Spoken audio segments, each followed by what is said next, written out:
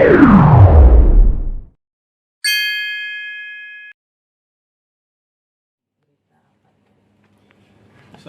kalau seandainya mau nyampein berita yang lagi rame juga kan pasti kan tentang yang Tapi ya banyak lah kita udah baca, kita udah dengar semua segala macam dari masalahnya Putri Siregar sama Rico Valentino yang katanya ada keributan dan segala macam gitu. Sebenarnya di sini kalau gue sih cuma pengen jelasin aja gitu. Kalau dibilang gue ngerasa ada bersalah tuh pasti ada rasa bersalahnya karena posisinya gue juga yang ngajak mereka untuk datang ke sana segala macam buat surprisein teman kita si Bilal segala macam. Cuma sampai adanya keributan itu pun emang gue nggak begitu tahu gitu loh. Makanya beberapa kali gue selalu bilang kayak gue kalau ngejelasin terlalu detail gue takut salah sangka gitu, gue takut miskom, takutnya yang gue sampaikan eh, nggak pas gitu. Karena ketika ada di dalam tempat itu pun gue tuh pulang duluan sama beberapa teman gue, dan sampai akhirnya kejadian ribut itu terjadi bla bla bla di dalam dan di luar. Nah pas udah mau selesai gue tuh ditelepon ada keributan, dan akhirnya tuh gue jalan ke sana naik ojek online karena supir gue udah balik. Gue buru-buru masih pakai celana pendek nih, kayak cabai-cabian puncak gue sana segini nih. Terus gue langsung samperin ke sana, tiba-tiba tuh udah mulai agak kelar gitu loh. Sudah mulai beberapa ada yang pulang, tapi gue masih ngeliat Riko ada di dalam mobilnya dia gitu. Dan emang gue sempet denger Pak RT agak ngoceh gitu, kayak udah pada pulang gitu. Gue sempet denger itu juga segala macam gitu.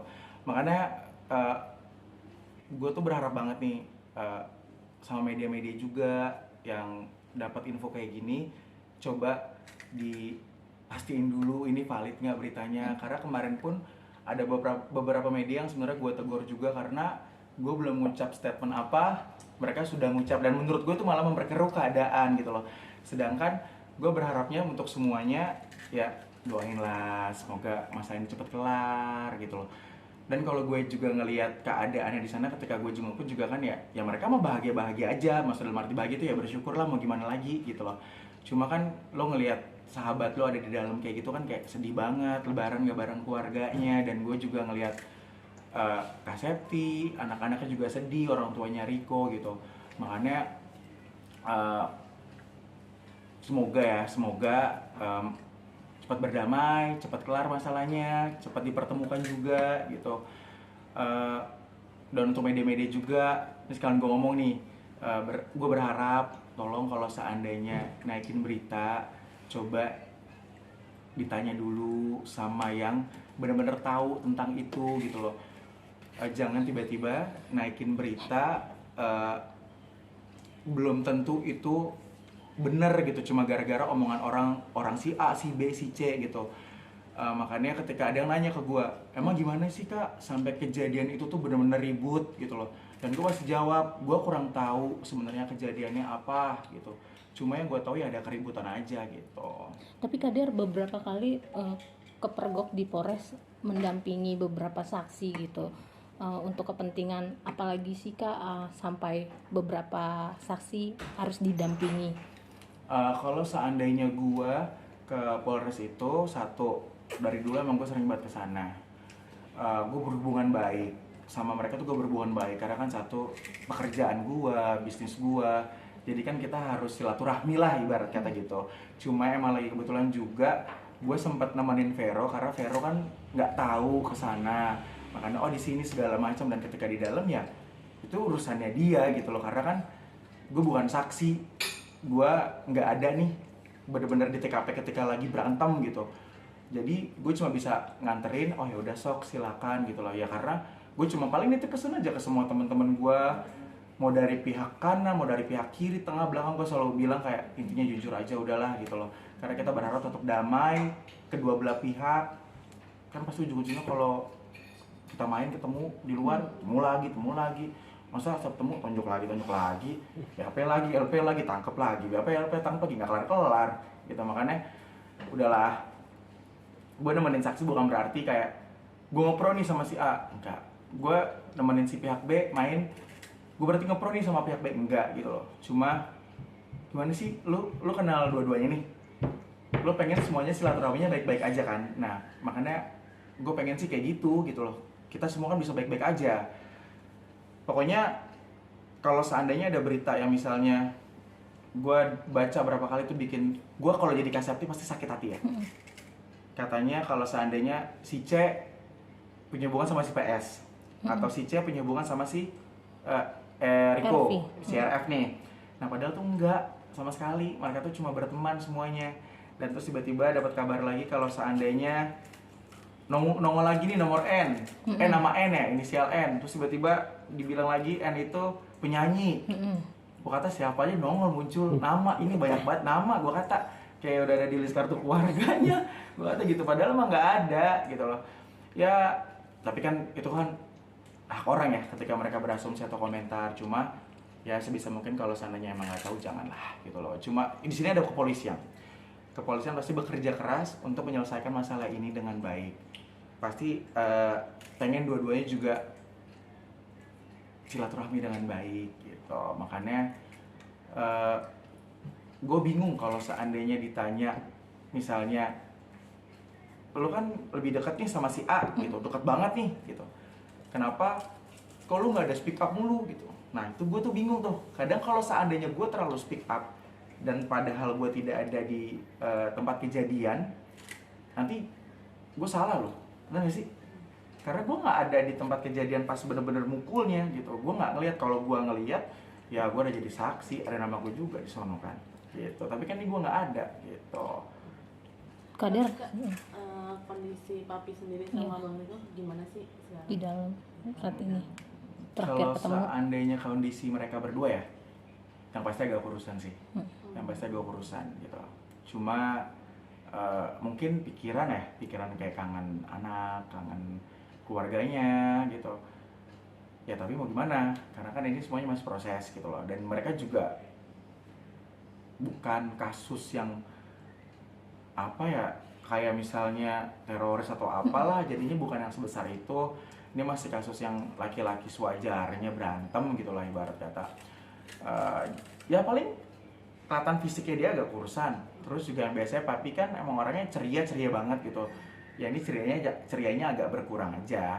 Terus juga yang biasanya Riko petetel-petetelan ya mau gerak kemana ya, kan gitu ibarat kata kan gitu. Terus paling kalau kita datang ke sana ya ngobrol biasa aja, nggak ada yang kita bahas-bahas masalahnya kayak gimana, kita harus kayak gimana, nggak. Karena juga kalau sampai terlalu kita bahas, mungkin takutnya jadi beban buat dia gitu loh. Apalagi gue yang datang itu dalam keadaan udah kelar, ya kan? Mau gimana, ya kan? Makanya gue selalu kayak, ayo Pi, semangat, ayo kok gitu. Dan ya kita sholat, gitu-gitu aja sih. Dan karena juga dia masih ngingetin untuk kayak ya jangan lupa sholat aja ditinggalin segala macam, ayo pulang umroh harus lebih baik gitu. Kak, tapi terkait dengan video yang beredar Cika dan Riko punya hubungan itu, ada adegan pegang-pegang tuh pada saat meeting. Sebenarnya memang ada hubungan atau bagaimana sih Kak untuk Riko dan Cika?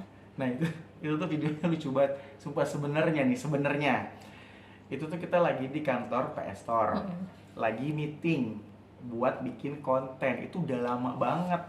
Nah salah satu karyawan PS Store itu ngefans lah sama Cika, direkam.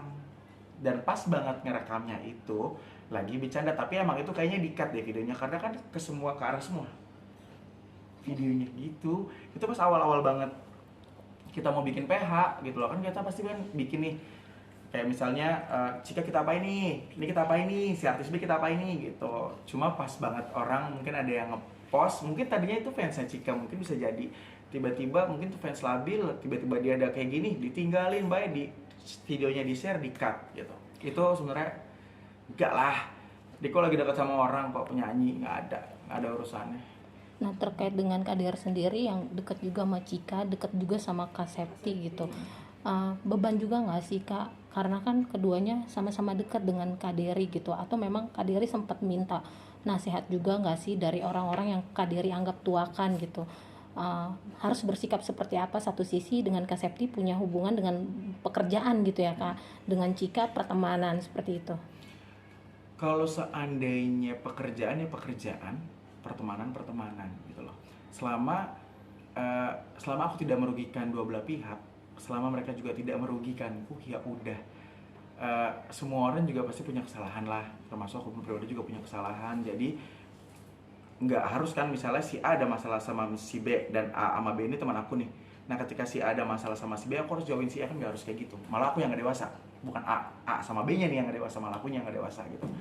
Dan aku nyikapinnya kayak ya udah, intinya kalau yang biasanya kita ketemu ketawa-tawa, weh pasti sekarang ketemunya karena masih ada masalah kayak gini kayak ayo yang kuat, semangat, ayo kita jadi orang yang jujur, ayo kita harus peduli satu sama lain gitu loh. Terus kayak ayo ini semuanya saudara kita kok gitu. Udah, cuma jadi jarang ketemu aja sih sama dua-duanya.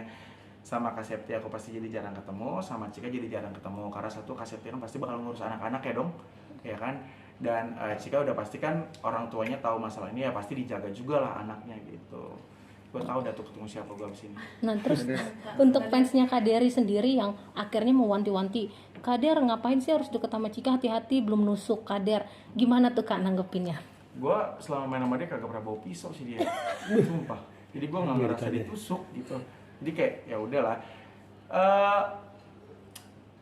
Ya gue pun pribadinya gitu loh, pribadi gue pun ya, masa pasti ada yang suka sama gue, ada juga yang nggak suka sama gue.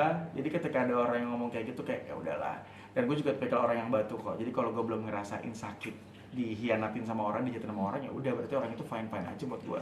Karena kan gue juga nggak boleh lah dengar dari sebelah pihak.